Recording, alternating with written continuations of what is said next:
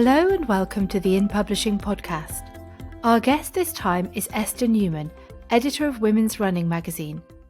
Esther joined the magazine as editor 2 years ago and oversaw its redesign and relaunch to become a more inclusive and positive champion for women who run. The result has been a 59% increase in readership, and during the pandemic the title has thrived, winning awards for Esther and her team. I talked to Esther about her huge passion for the brand. You know, I wake up every day excited about the content that we produce and the women that we support and the way in which we can kind of broadcast the benefits of fitness for women's physical and mental health, like we were just saying. I think it's just incredible. It does feel like a massive responsibility, but just such a huge privilege. I don't know many people who are given the chance to work on a magazine where it speaks to them in the way that Women's Running speaks to me. She shared some of the secrets of producing an award-winning magazine brand, including taking a multi-channel approach.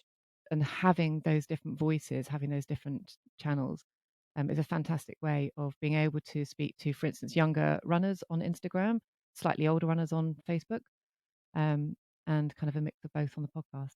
Conducting lots of readership surveys. We know our audience really well, and the reason why we know our audience really well is that we irritate them regularly by sending out surveys, and these surveys give us such vital information. And having a brilliant team. You know, Women's Running is an iceberg. We have so much going on underneath. Yeah, that award was absolutely lovely. I'm looking at it right now, actually, and it's just testament to the strength of our team.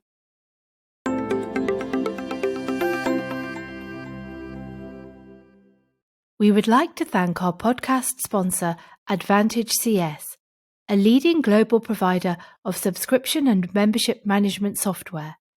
Capabilities include marketing, sales, payments, and customer relationship software for publishers, membership associations, and information providers. For more information, go to advantagecs.com.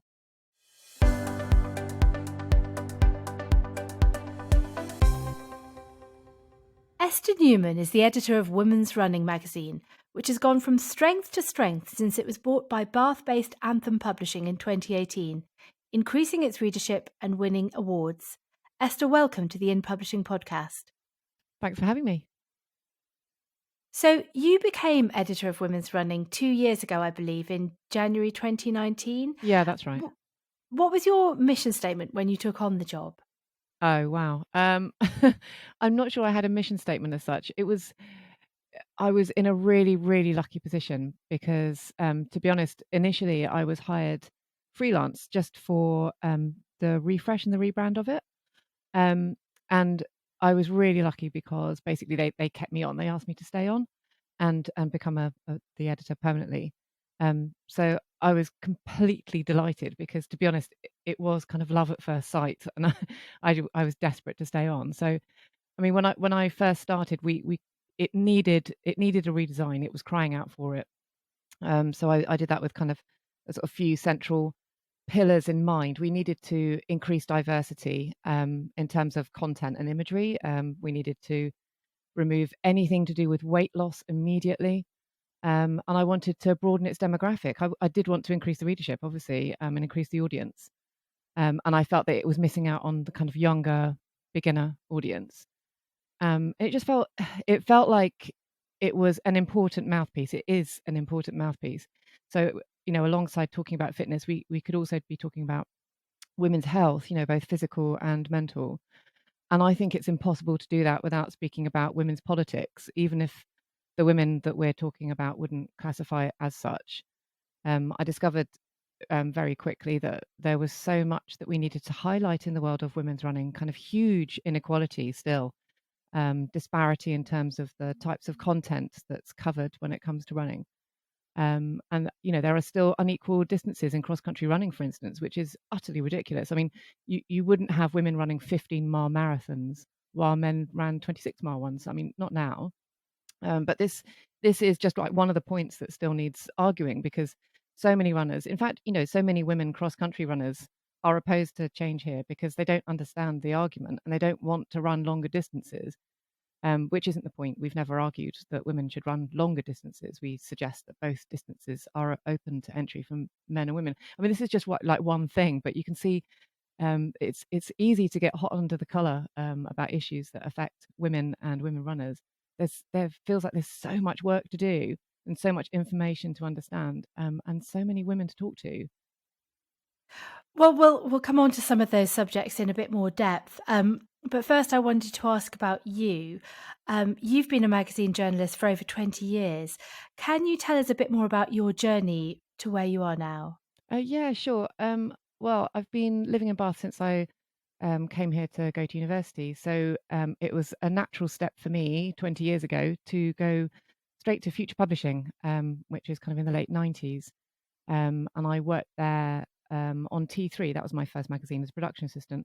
And those were sort of the glory days of old Future Publishing. And it's having another sort of set of glory days now, but Yes, um, yeah. but back then it was a sort of the gaming days of it. There was kind of these sort of it just felt like a big party. It felt like extension of university days, because it was around the time it floated on the stock market, and the official PlayStation magazine was outselling FHM. And it was growing fast and things like that. So it was really easy for me to kind of hop about from magazine to magazine. So that's what I did, kind of gradually working my way up. Um, and I worked. My background is mostly in production, which I think is. I mean, I'm biased, but I think that's a great start for an editor, because in terms of quality and management, I think it's a real kind of bedrock to editorship.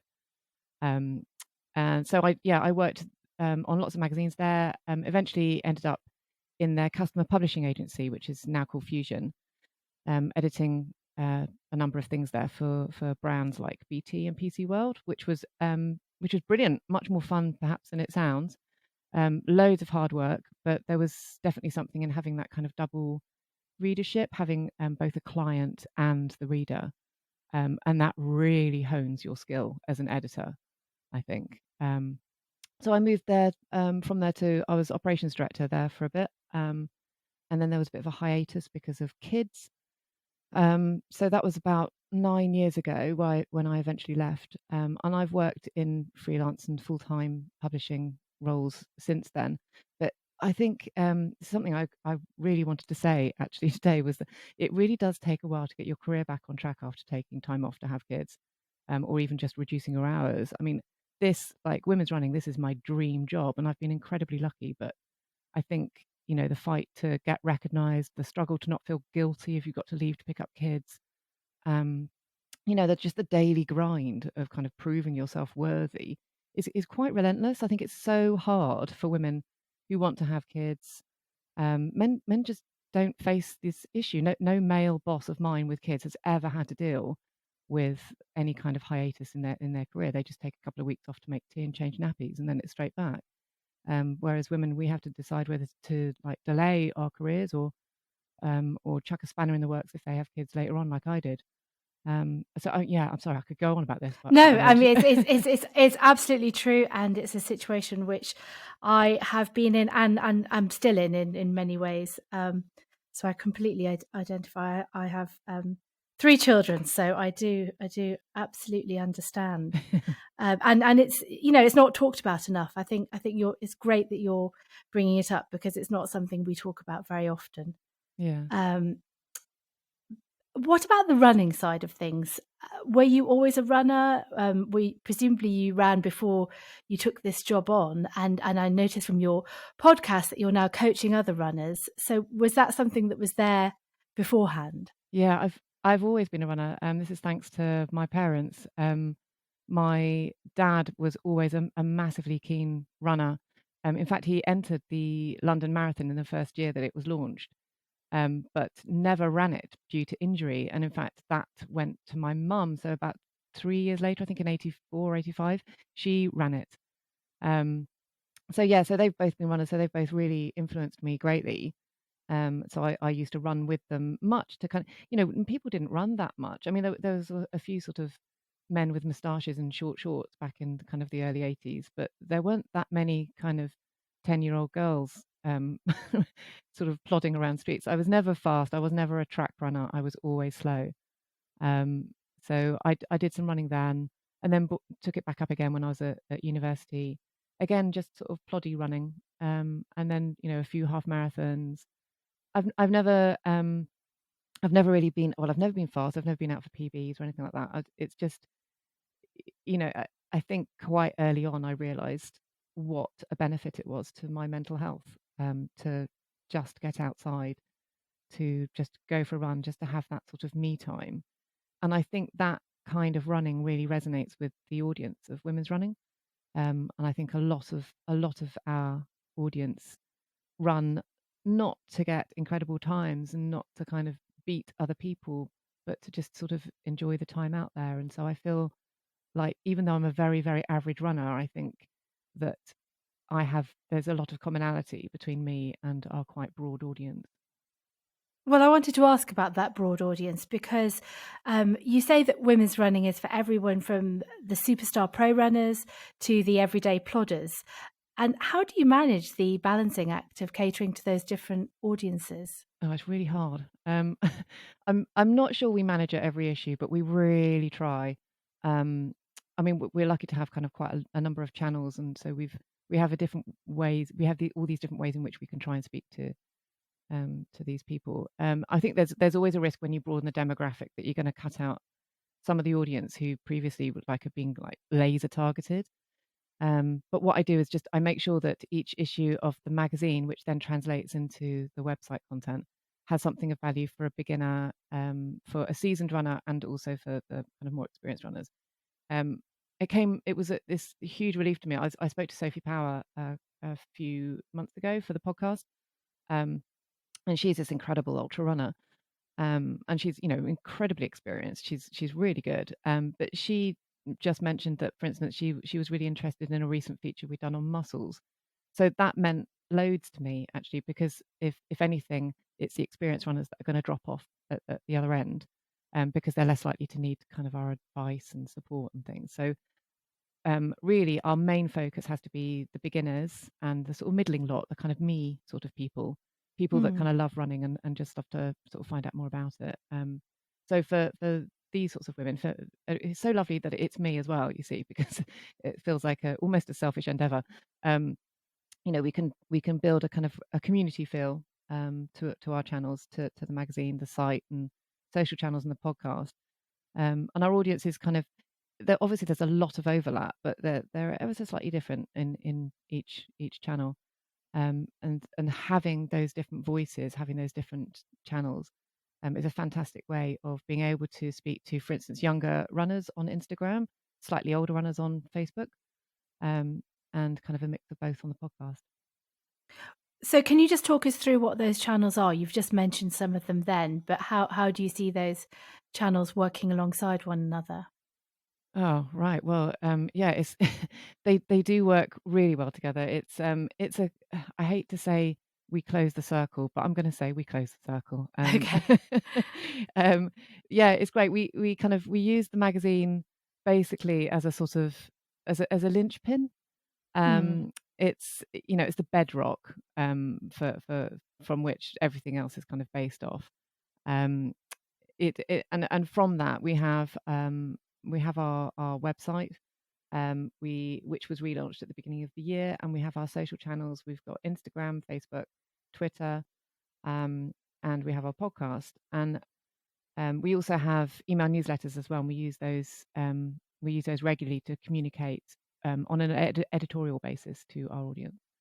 Um, and I guess the thing is we know our audience really well, and the reason why we know our audience really well is that we irritate them regularly by sending out surveys, and these surveys give us such vital information that we know precisely who listens to the podcast. We know who engages with us on our website, who engages with us, on Instagram and Facebook, and through the magazine.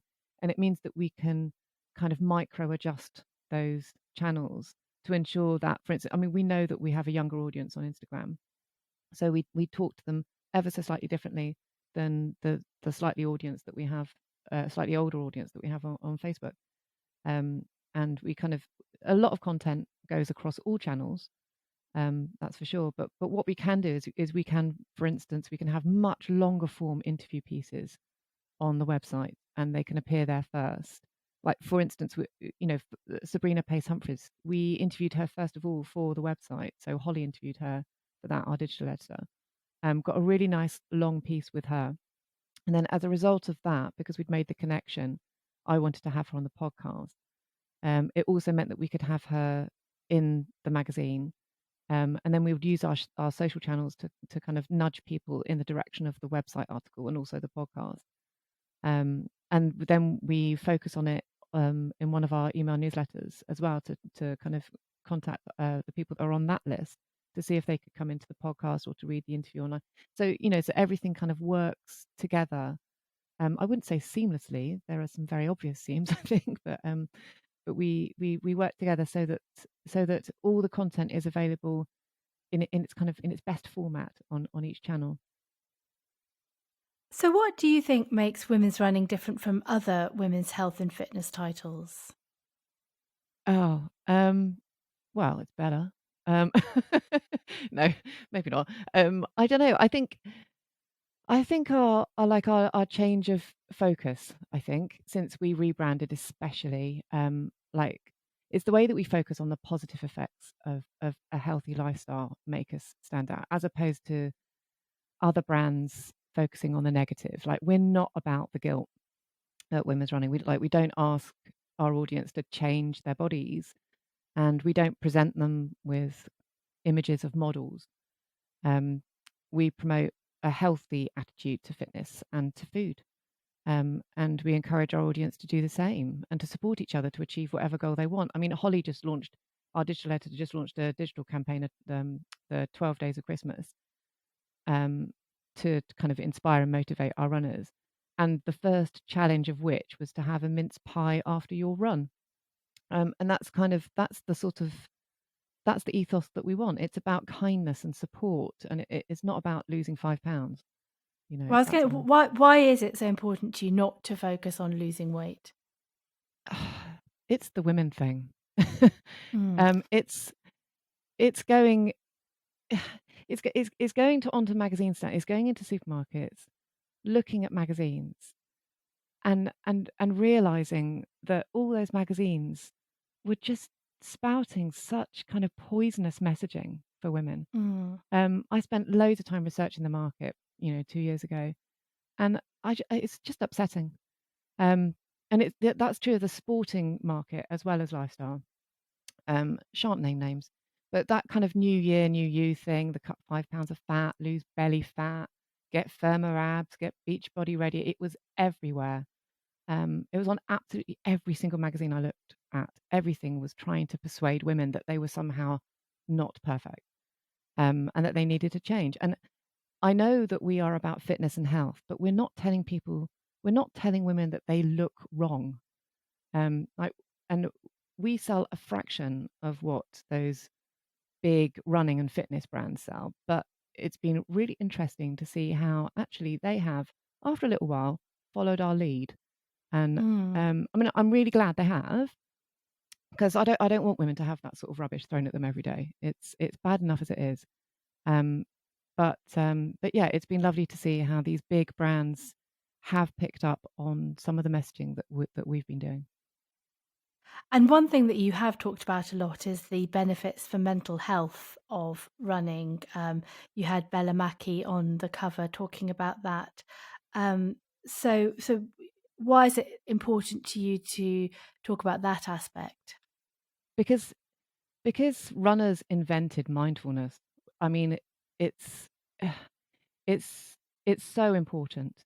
When on one of our surveys, we asked our audience why they ran, and I think it was something like 70% of them said that they either ran for their mental health or they ran for me time, and I see those two things as the same. And because running for me time is so important. It's so important for your head. And people run.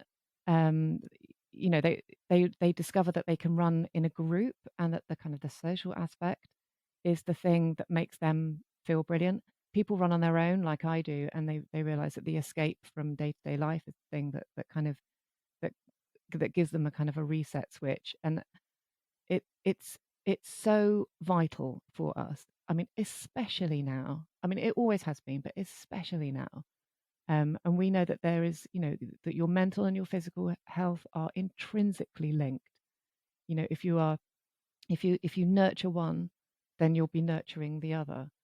And I think for women, for runners, for all of us globally during the pandemic, that our mental health, it's never been more important to support that. Well, when you were named Editor of the Year recently at the PPA Awards, the judges praised you for your holistic approach and your ability to see the full picture, and also your willingness to take on wider issues. I know it's a really hard question to answer about yourself, but what do you think makes you a good editor?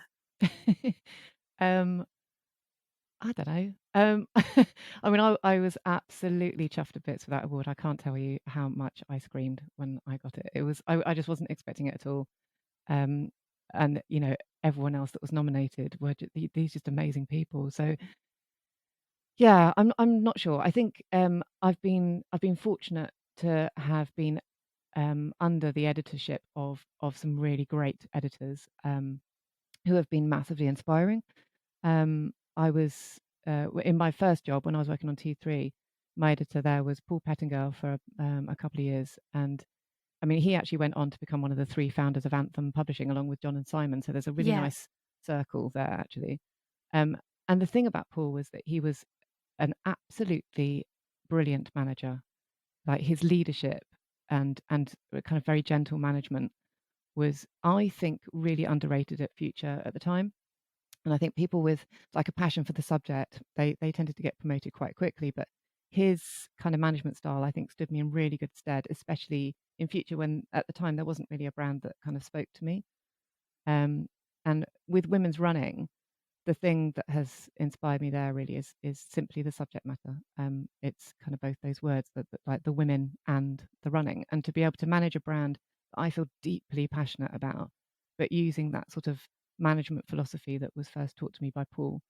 And also just, I mean, I wake up every day excited about the content that we produce and the women that we support and the way in which we can kind of broadcast the benefits of fitness for women's physical and mental health, like we were just saying. I think it's just incredible. It feels, I mean, it does feel like a massive responsibility, but just such a huge privilege. I don't know many people who are given the chance to work on a magazine where it speaks to them in the way that women's running speaks to me. It's been a year of awards because Women's Running was also named Magazine of the Year at the ACE Awards.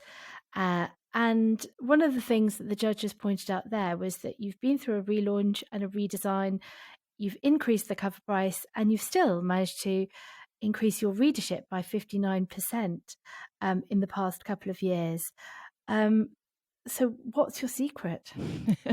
I don't think that's a secret. That's the team. I think Yeah. it's women's running is it's an iceberg. We have so much going on underneath.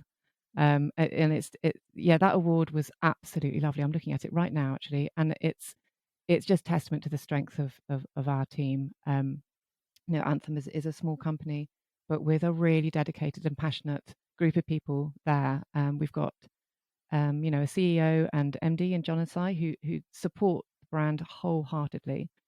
And our head of marketing, Verity, she works with me on like really creative ways to encourage our audience to engage with us. Then there's the art ed, Alex, who is sort of like a kind of swan-like powerhouse. I'm not sure he did appreciate that um, description, but like he creates these amazing magazines. Our covers just get better and better and better month after month. But he does that also while working across other brands. And there's Meg, our ad executive, who, I mean, like she not only kept us afloat during the pandemic, but basically she brought in some incredible commercial partnerships during that time too. When brands weren't spending money, she got brands to spend money. And I work closely with Tina, who's the fitness editor. She manages the sort of frankly terrifying review section. And she's a run coach, so she underpins all of our content with her knowledge and experience. Then there's Rachel, she subs the mag, who's equally passionate about running and words, which is the best kind of combination, I think. And Holly, our digital editor, and she lives and breathes women's running. We've been really lucky to find her. Like she's the mastermind behind all of our digital and social content. And I've roped her into the podcast as well recently too. So it's not a secret at all. There's no secret formula. It's just good people who are passionate about the subject matter. And we put our heart and soul into women's running, which I think is pretty obvious.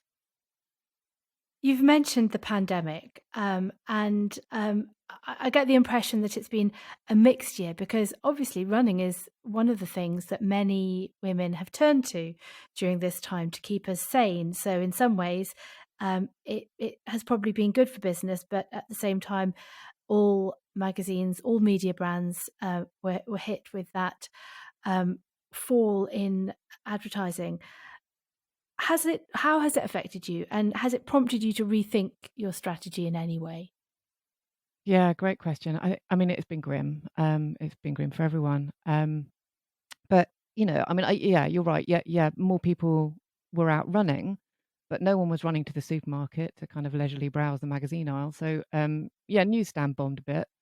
I think that's been reflected globally. So, we reacted as quickly as we possibly could, and I mean, we'd already been making inroads into concentrating our efforts into our digital offering, because people just leapt online, obviously, and we just brought that forward.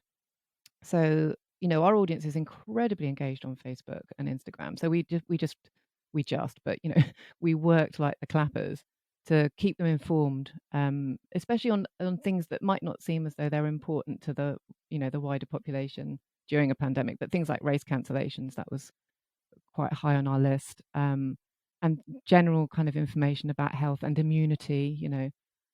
So we saw some really big spikes online with some of that content, and we used those spikes. We sort of carried that wave really, to keep our community engaged with us as a brand, and we've continued to do that after the first lockdown. We sort of brainstorm daily really to figure out ways in which we can kind of keep that core audience happy, and to figure out ways we can kind of harness new runners to our community, that sit outside of any kind of reliance on newsstand. So we've had to be kind of quite agile. Um, it might not feel like it at the time, but sort of launching things like virtual races, launching the podcast, interviewing race directors at a moment's notice, and then kind of writing up those sorts of interviews and popping them up online really, really quickly, to kind of satiate that sort of appetite for information. So it's been really hectic, but we've learnt so much about the industry and our audience at the same time. So it's been a tough but good learning curve. This has also been the year of Black Lives Matter, and you've been at the forefront of tackling diversity in the world of running. Can you tell us a bit more about that? Yeah. Well, that's been quite deliberate. It's when we started the redesign 2 years ago. It was the first pillar that I created and stood by. I had several things that I wanted to do. Um, I knew that women's running had a voice and that it was important to use that carefully. And I also knew it could be really powerful. I think it's fundamentally important for the imagery and the content that we produce to represent the women that we want to encourage to run. You just need to look back at running magazines produced over the last 10 years, and what you see essentially is a whitewash. Um, I've spoken to so many runners, particularly over the past year, and when I've asked why there are more white women running than black women, for instance, the answer tends to be exactly the same. Black women can't be what they can't see. So, I mean, simply by including more imagery of BAME women in the magazine, and by seeking out interesting interviewees, by ensuring that our covers are real women and not models, we're just hoping to redress the balance just a bit. Um, I mean, our motives are that we want to encourage all women to run. So while a few photos here and there isn't exactly revolutionary, it's a start. And our ambition is to keep on pushing that message, to keep on promoting the talent that we see, and to keep on representing women everywhere. Great, great. Um, in May, you launched your podcast, and I've been listening to that. It's a great listen. What was the thinking behind it, and how has that evolved since you started out? Oh yeah, this is my little baby. Um, well, uh, it's simple really. I like listening to podcasts and audiobooks when I run. So I'd been thinking about it for a while. Podcasting is it's just such a brilliant medium. Like you're never going to have the same level of audience as something like our website. Well, not unless like you're Adam Buxton, but what you get is this incredibly engaged audience, people who stay with you for up to an hour at a time. It's so intimate and it's so engaged. Um, we launched it on a shoestring in May, um, and my idea then was to have interviews with women runners that we love. It was as simple as that, really. I'd heard podcasts with brilliant runners, but there are a lot of men being interviewed, and they weren't long enough. 20 or 30 minutes isn't enough to really get under the skin of the interviewees, as far as I'm concerned. And it's just not enough for a long weekend run either. I wanted it to be long enough for that kind of 10K. So yeah, just wanted to do both those things really. So I ended up just interviewing just amazing women. It's brilliant. Again, another selfish endeavor. I get to speak to these amazing women. Um, my heroes, basically, people like Anna McNuff, Sophie Power, Susie Chan, Sabrina Pace Humphreys, for instance. I've been so lucky to have this opportunity to talk to them.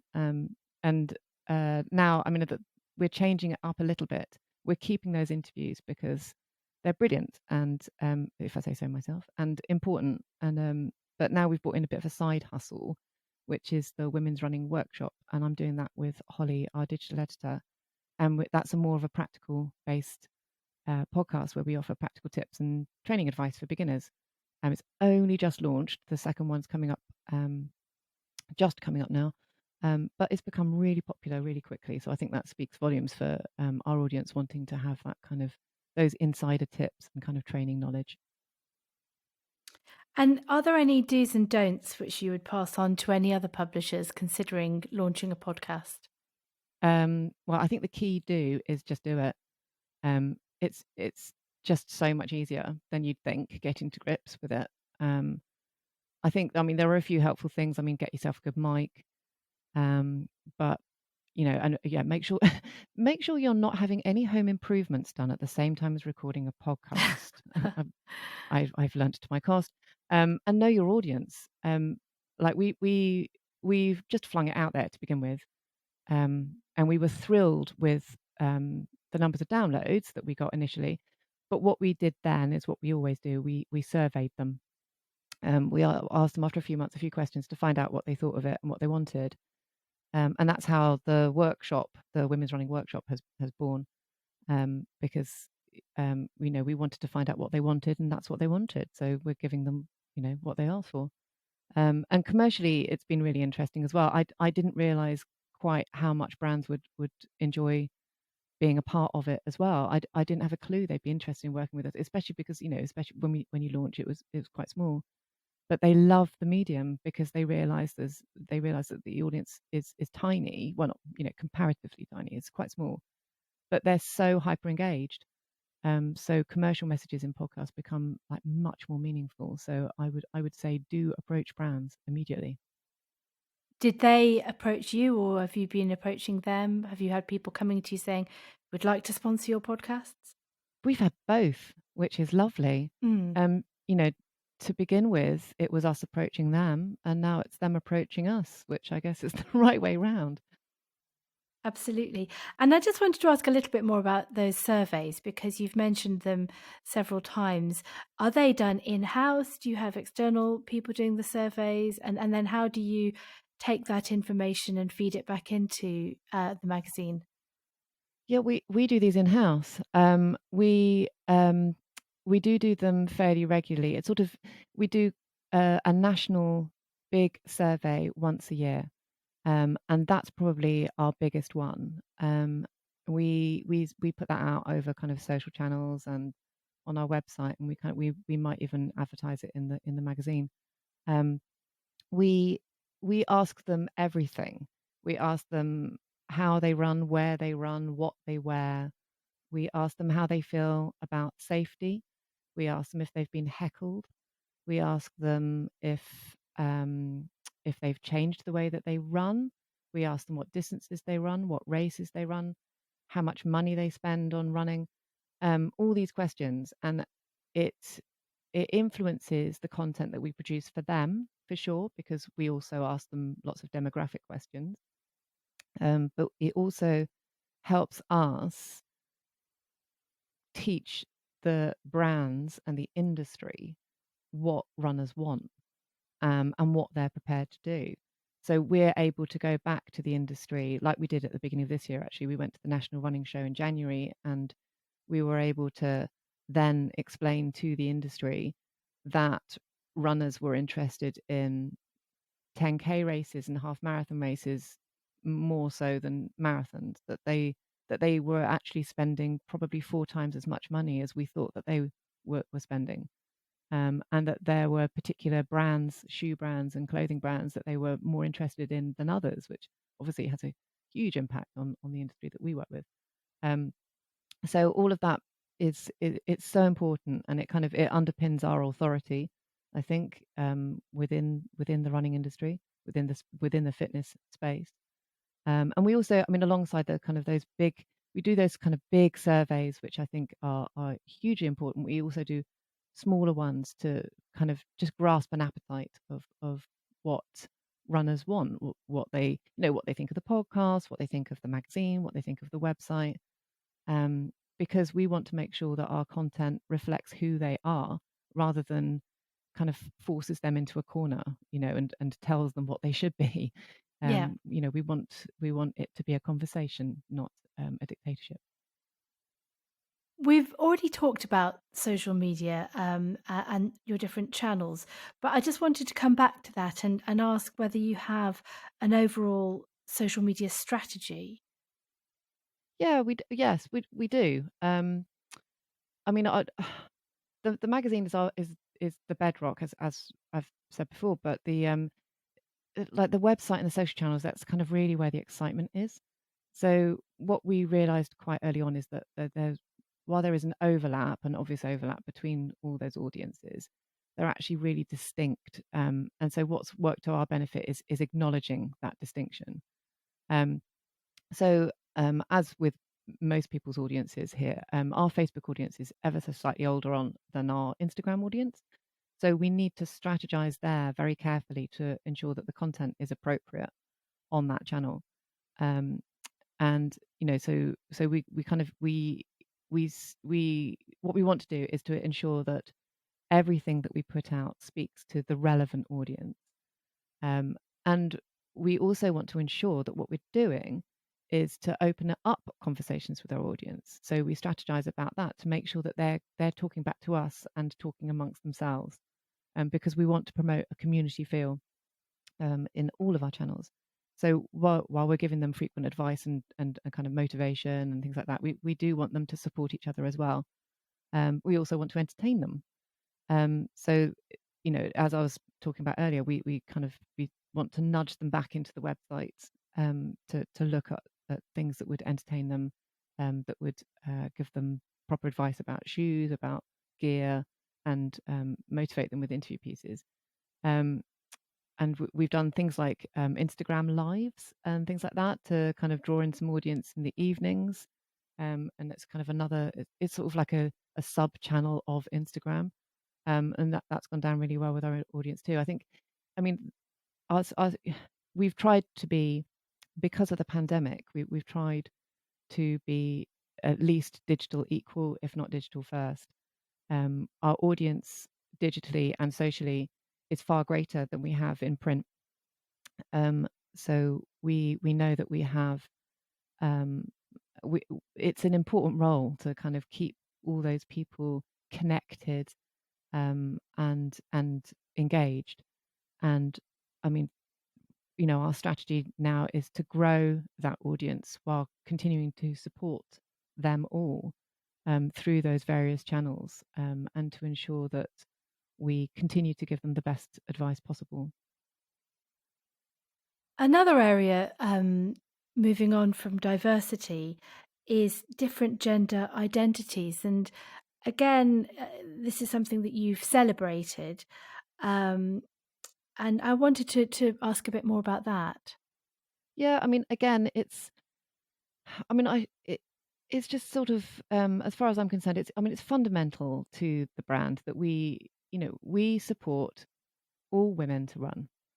Um, and, that every single woman should be encouraged to embrace their fitness in whatever way they feel they want to do that. And I think it's just what I find kind of concerning, what I find the thing I don't understand is other brands that don't support all women or all people to run. And I think, it's not like we have to do that much to make people feel included. The same when it comes to diversity in terms of race. A picture here or there really is no skin off our nose. It's not a big deal, but it's surprising how little other brands do in order to make people feel included. Why would you always only have pictures of couples that are heterosexual? Why would you do that? What's the point in just doing that? Why every single image that we put in our magazine, every bit of content, we look at ruthlessly to ensure that it's not going to be off-putting. We want it to be inclusive. We want people to feel happy. We want people to. There are so many barriers that stop women from running, that stop people from embracing fitness. So many barriers, social, um, racial, uh, things to do with the way in which you were brought up, things to do with school. I mean, if you only did team sports and you were always picked last, then why on earth would you want to do anything as a grown up that made you feel left out or rubbish or kind of the wrong size in some way or so why on earth would you do something that makes you feel as though you're not great? And what we want to do with the magazine is to make sure that every woman feels great. You don't have to look a certain way, you don't have to reach a certain pace, you don't have to be a certain person, you don't have to be a particular kind of woman to be able to run. Everyone can do it. And I think it's our job fundamentally to encourage everyone to run. What a brilliant message. We've been through a tremendously difficult year, and you've talked about how that has accelerated change for you. What are your goals over the next 12 months? Um, World domination. No, I don't know. I mean, we've got there's some really important stuff that we've got to do. As we're talking about, we need to keep on pushing the diversity and inclusivity messaging. There's just so much work to do. We know we've still got so much to do there. Um, but I guess one of the main things right now is that we know that fitness and health are one of the biggest weapons, vaccine aside, that we currently have right now in the fight against the pandemic. So what we need to do is work with the industry to help support and encourage more people to move and to enjoy that movement, not beat themselves up about it. And then, because if we persuade people to run, they will then persuade other people to move and to adopt more healthier lifestyles. So, I'm afraid basically if the government isn't going to do it, then it's down to the rest of us to do what we can do to fight this pandemic and any future pandemics, unfortunately, by ensuring that people have access to the right advice and are motivated to bolstering their health so that we can stick two fingers up to COVID, essentially. Finally, outside of work, what do you do to relax? um, yeah, I don't know. I shout at my kids a lot. I think Don't sort of we all? yeah. Evenings are pretty short after kind of Mm. wrestling them into bed.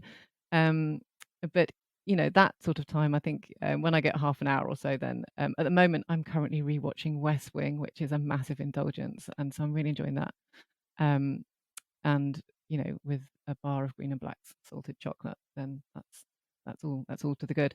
But yeah, in order to relax, I also run, surprisingly enough. Of course you do, yes. Yeah. So most days start with a bit of a run or a boot camp. But yeah, the thing I look forward to the most, I think, is probably the weekend long run, which is me and an audiobook, and probably a pair of trainers that I have to test for the magazine, and an hour to myself, which is glorious. And then I come back and I shout at the kids a lot less, and I eat a second breakfast. So yeah, so it's all good. It's that basically. And justify that bar of green and blacks. Yeah, totally. Yeah. Yes, Although it doesn't need to be yes. justified. No, of course not. And out of interest, what is a long run for you? It depends if I'm in training. At the moment I've come out of training, so maybe an hour. Nothing too heavy. Nice and slow. Yeah, I think that'll do me. Esther Newman, thank you very much for being our guest on the In Publishing podcast. Oh, thanks for having me.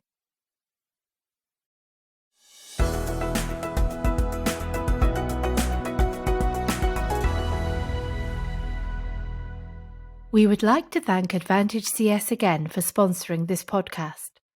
Advantage CS has been developing subscription management solutions for the information industry since 1979. The comprehensive functionality, adaptability, and scalability of its software helps leading publishers around the world manage their businesses more effectively. Find out more at advantagecs.com.